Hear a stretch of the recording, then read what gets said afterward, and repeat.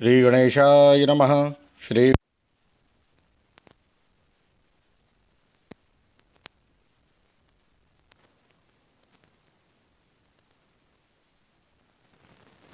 ब्रह्मा जी ने स्तुति की, प्रभो एकमात्र आप ही स्तुति करने योग्य हैं। मैं आपके चरणों में नमस्कार करता हूँ। आपका यह शरीर वर्षाकालीन मेघ के समान श्यामल है। इस पर स्थिर बिजली के समान झिलमिल झिलमिल करता हुआ पीताम्बर शोभा पाता है। आपके गले में घुंघची की माला, कानों में मकराकृति कुंडल तथा सिर पर मोर पंखों का मुकुट है। इन सब की कांति से आपके मुख पर अनोखी छटा छिटक रही है।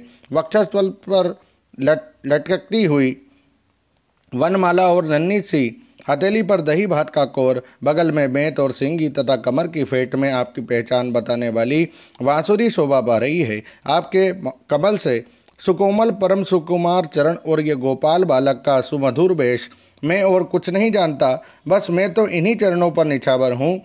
स्वयं प्रकाश परमात्मन आपका यह श्री विग्रह भक्तजनों की लालसा अभिलाषा पूर्ण करने वाला है। यह आपकी चिन्मयी इच्छा का मूर्तिमान स्वरूप मुझ पर आपका साक्षात कृपा प्रसाद है। मुझे अनुग्रहित करने के लिए ही आपने इसे प्रकट किया है। कौन कहता है कि यह पंचभूतों की रचना है? प्रभु, ये तो अप्राकृत शुद्ध सत्वमय है। मैं या और कोई समाधि लगाकर भी आपके सच्चिदानंद विग्रह की महिमा नहीं जान सकता।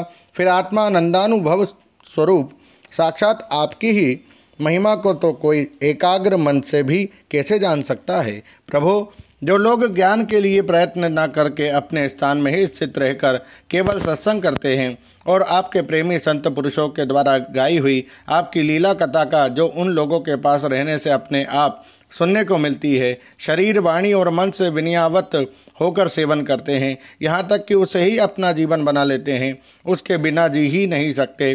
प्रभु, यद्यपि आप पर त्रिलोकी में कोई कभी विजय नहीं प्राप्त कर सकता, फिर भी वे आप पर विजय प्राप्त कर लेते हैं। आप उनके प्रेम के अधीन हो जाते हैं। भगवान, आपकी भक्ति सब प्रकार के कल्याण का मूल स्रोत है, उद्गम है।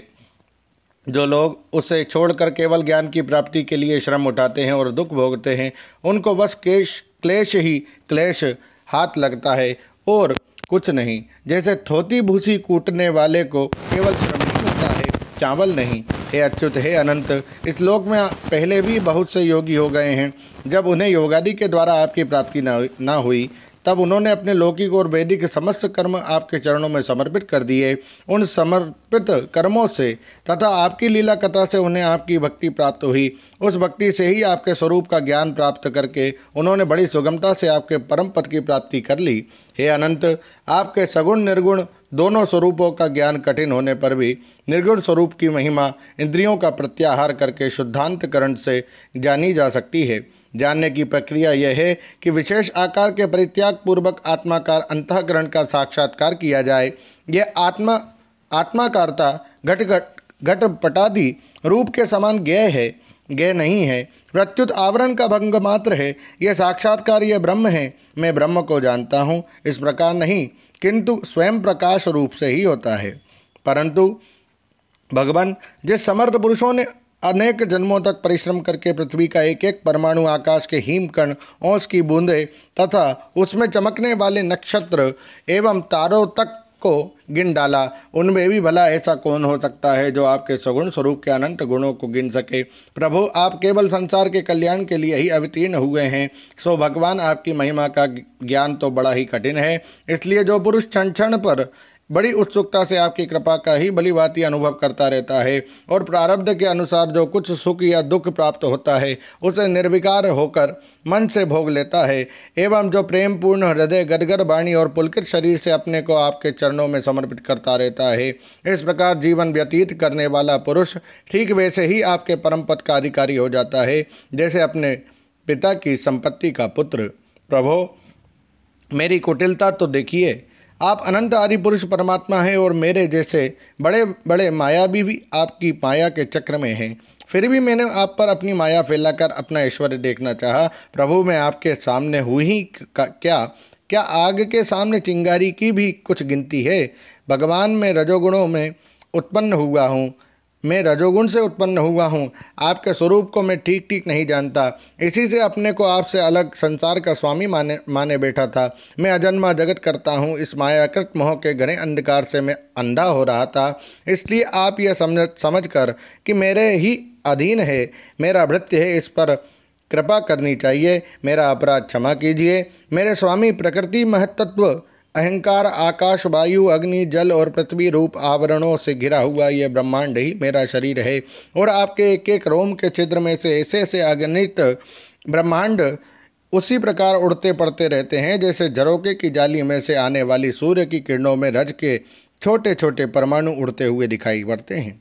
कहाँ अपने परिमाण से 3.5 हाथ के शरीर वाला अत्यंत क्षुद्र में, और कहाँ आपकी अनंत महिमा।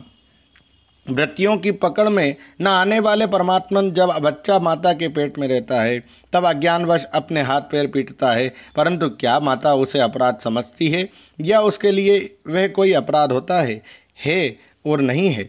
इन शब्दों से कही जाने वाली कोई भी वस्तु ऐसी है क्या जो आपकी कोख के भीतर ना हो। श्रुतियाँ कहती है कि जिस समय तीनों लोग प्रलयकालीन जल में लीन थे, उस समय उस जल में स्थित श्री नारायण के नाभि कमल से ब्रह्मा का जन्म हुआ। उनका यह कहना किसी प्रकार असत्य नहीं हो सकता। तब आप ही बतलाइए प्रभु, क्या मैं आपका पुत्र नहीं हूँ? प्रभु, आप समस्त जीवों के आत्मा हैं, इसलिए आप नारायण, नार, जीव और अयन आश्रय हैं। आप समस्त जगत के और जीवों के अधीश्वर हैं, इसलिए आप नारायण, नार, जीव और अयन प्रवर्तक हैं। आप समस्त लोकों के साक्षी हैं, इसलिए भी नारायण, नार, जीव और अयन जानने वाला है। नर से उत्पन्न होने वाले जल में निवास करने के कारण जिन्हें नारायण, नार, जल और अयन निवास स्थान कहा जाता है, वे भी आपके एक अंश ही है। वह अंश रूप से दिखना भी सत्य नहीं है, आपकी ही माया ही है। भगवान, यदि आपका यह विराट स्वरूप सचमुच उस समय जल में ही था तो मैंने उसी समय उसे क्यों नहीं देखा, जबकि मैं कमल नाल के मार्ग से उसे 100 वर्ष तक जल में ढूंढता रहा। फिर मैंने जब तपस्या की तब उसी समय मेरे हृदय में उसका दर्शन कैसे हो गया, और फिर कुछ ही क्षणों में वह पुनः क्यों नहीं दिखा, अंतर्ध्यान क्यों हो गया। माया का नाश करने वाले प्रभु, दूर की बात कौन करे। अभी इसी अवतार में आपने इस बाहर दिखने वाले जगत को अपने पेट में ही दिखला दिया, जिसे देखकर माता यशोदा चकित हो गई थी। इससे यही तो सिद्ध होता है कि यह संपूर्ण विश्व केवल आपकी माया ही माया है। जब आपके सहित यह संपूर्ण विश्व जैसा बाहर दिखता है, वैसा ही आपके उदर में भी दिखा, तब क्या यह सब आपकी माया के बिना ही आप में प्रतीत हुआ? अवश्य ही आपकी लीला है। उस दिन की बात जाने दीजिए, आज की ही लीजिए। क्या आज आपने मेरे सामने अपने अतिरिक्त संपूर्ण विश्व को अपनी माया का खेल नहीं दिखलाया है? पहले आप अकेले थे, फिर संपूर्ण ग्वाल वाल बछड़े और छड़ी छीके भी आप ही हो गए। उसके बाद मैंने देखा कि आपके वे सब रूप चतुर्भुज है और मेरे सहित सब के सब तत्व उनकी सेवा कर रहे हैं। आपने अलग अलग उतने ही ब्रह्मांडों का रूप भी धारण कर लिया था, परंतु अब आप केवल अपरिमित अद्वितीय ब्रह्मरूप से ही शेष रह गए हैं। जो लोग अज्ञानवश आपके स्वरूप को नहीं जानते, उन्हीं को आप प्रकृति में स्थित जीव के रूप से प्रतीत होते हैं और उन पर अपनी माया का पर्दा डालकर सृष्टि के समय मेरे ब्रह्मा रूप से, पालन के समय अपने विष्णु रूप से और संहार के समय रुद्र के रूप में प्रतीत होते हैं। प्रभु, आप सारे जगत के स्वामी और विधाता हैं। अजन्मा होने पर भी आप देवता, ऋषि, मनुष्य, पशु, पक्षी और जलचर आदि योनियों में अवतार ग्रहण करते हैं, इसलिए कि इन रूपों के द्वारा दुष्ट पुरुषों का घमंड तोड़ दे और सत्पुरुषों पर अनुग्रह करे। भगवान, आप अनंत परमात्मा और योगेश्वर हैं। जिस समय आप अपनी योग माया का विस्तार करके लीला करने लगते हैं, उस समय त्रिलोकी में ऐसा कौन है जो यह जान सके कि आपकी लीला कहाँ, किस लिए, कब और कितनी होती है। इसलिए यह संपूर्ण जगत स्वप्न के समान असत्य, अज्ञान रूप और दुख पर दुख देने वाला है। आप परमानंद, परम ज्ञान स्वरूप एवं अनंत है। यह माया से उत्पन्न एवं विलीन होने पर भी आप में आपकी सत्ता से सत्य के समान प्रतीत होता है। प्रभु, आप ही एकमात्र सत्य हैं, क्योंकि आप सबके आत्मा जो है, आप पुराण पुरुष होने के कारण समस्त जन्मादि विकारों से रहित है। आप स्वयं प्रकाश है, इसलिए देश, काल और वस्तु जो पर प्रकाश है, किसी प्रकार आपको सीमित नहीं कर सकते। आप उनके भी आदि प्रकाशक हैं। आप अविनाशी होने के कारण नित्य हैं। आपका आनंद अखंडित है। आप में ना तो किसी प्रकार का मल है और ना अभाव है। आप पूर्ण एक हैं। समस्त उपाधियों से मुक्त होने के कारण आप अमृत स्वरूप हैं। आपका यह ऐसा स्वरूप समस्त जीवों का ही अपना स्वरूप है। जो गुरु रूप सूर्य से तत्व ज्ञान रूप दिव्य दृष्टि प्राप्त करके उससे आपको अपने स्वरूप के रूप में साक्षात्कार कर लेते हैं, वे इस झूठे संसार सागर को मानो पार कर जाते हैं। संसार सागर के झूठा होने के कारण इससे पार जाना भी अविचार दशा की दृष्टि से ही है। जो पुरुष परमात्मा को आत्मा के रूप में नहीं जानते, उन्हें उस अज्ञान के कारण ही इस नाम रूपात्मक निखिल प्रपंच की उत्पत्ति का भ्रम हो जाता है, किंतु ज्ञान होते ही इसका आत्यांतिक प्रलय हो जाता है। जैसे रस्सी में भ्रम के कारण ही सांप की प्रतीति होती है और भ्रम के निवृत्त होते ही उसकी निवृत्ति हो जाती है। संसार संबंधी बंधन और उससे मोक्ष, ये दोनों ही नाम अज्ञान से कल्पित है। वास्तव में ये अज्ञान के ही दो नाम है। ये सत्य और ज्ञान स्वरूप परमात्मा से भिन्न अस्तित्व नहीं रखते। जैसे सूर्य में दिन और रात का भेद नहीं है, वैसे ही विचार करने पर अखंड चित्त स्वरूप केवल शुद्ध आत्म तत्व में न बंधन है और ना तो मोक्ष। भगवान, कितने आश्चर्य की बात है कि आप हैं अपने आत्मा, पर लोग आपको पराया मानते हैं और शरीर आदि है पराए, किंतु उनको आत्मा मान बैठते हैं और इसके बाद आपको कहीं अलग ढूंढने लगते हैं। भला अज्ञानी जीवों का ये कितना बड़ा अज्ञान है। हे अनंत, आप तो सबके अंतःकरण में ही विराजमान हैं, इसलिए संत लोग आपके अतिरिक्त जो कुछ प्रतीत हो रहा है उसका परित्याग करते हुए अपने भीतर ही आपको ढूंढते हैं, क्योंकि यद्यपि रस्सी में सांप नहीं है, फिर भी उस प्रतीयमान सांप को मिथ्या निश्चय किए बिना भला कोई सत्पुरुष सच्ची रस्सी को कैसे जान सकता है। अपने भक्तजनों के हृदय में स्वयं स्फुरित करने वाले होने वाले भगवान, आपके ज्ञान का स्वरूप और महिमा ऐसी ही है कि उससे अज्ञान कल्पित जगत का नाश हो जाता है। फिर भी जो पुरुष आपके युगल चरणों का तनिक सा भी कृपा प्रसाद प्राप्त कर लेता है, उससे अनुग्रहित हो जाता है, वही आपकी सच्चिदानंदमयी अनुग्रहित महिमा का तत्व जान सकता है, दूसरा कोई भी नहीं जान सकता। वैराग्यादि साधन रूप अपने प्रयत्न से बहुत काल तक कितना भी अनुसंधान करता रहे, वह आपकी महिमा का यथार्थ ज्ञान नहीं प्राप्त कर सकता।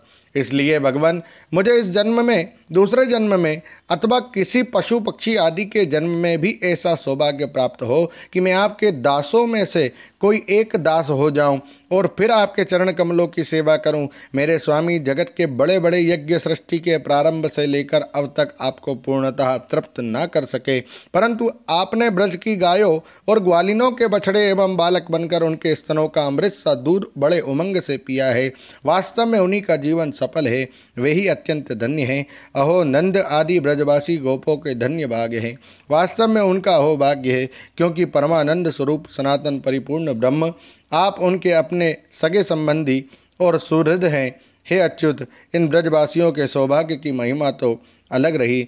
मन आदि 11 इंद्रियों के अधिष्ठात्र देवता के रूप में रहने वाले महादेव आदि हम लोग बड़े ही भाग्यवान हैं, क्योंकि इन ब्रजवासियों की मन आदि 11 इंद्रियों को प्याले बनाकर हम आपके चरण कमलों का अमृत से भी मीठा, मदिरा से भी मादक, मधुर मकरंद रस पान करते रहते हैं। जब उसका एक एक इंद्रिय से पान करके हम धन्य धन्य हो रहे हैं, तब समस्त इंद्रियों से उसका सेवन करने वाले ब्रजवासियों की तो बात ही क्या है।